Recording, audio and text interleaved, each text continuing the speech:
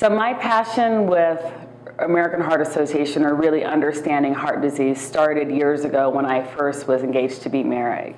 And of course I was excited about the opportunity, and in that process in planning the wedding, we had two really sad calls that happened during what was supposed to be the happiest time of our life.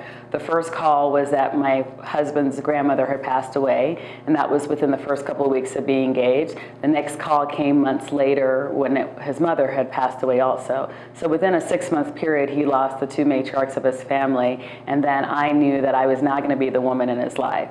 So at the time, it was more about how can I be a good wife and what is it supposed to mean to be a good wife, and it quickly changed to how can I make sure that I can be in his life longer than his mother and his grandmother were.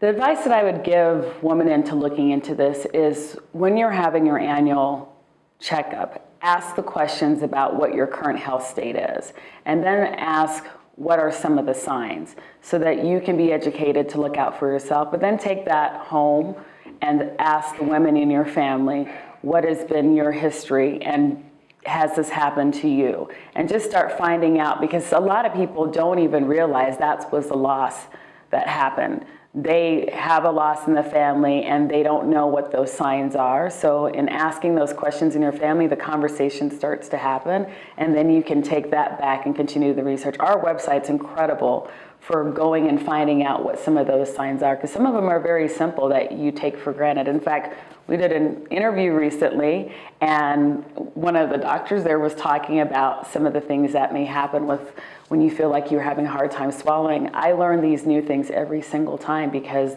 as research evolves, we hear about these new things that have happened to people and signs. So I think asking a lot of questions, because every question that you ask is going to lead to another question or a conversation that's going to really open the door to what's happening in a person's family. And so for me, when I see the color red, subconsciously I'm thinking American Heart Association. So for an entire month, we get to saturate this community with the color red and make a very intentional statement as to what is happening in our lives, and people start making the association. It's probably the easiest branding exercise that happens, and it happens in a fun and educational way.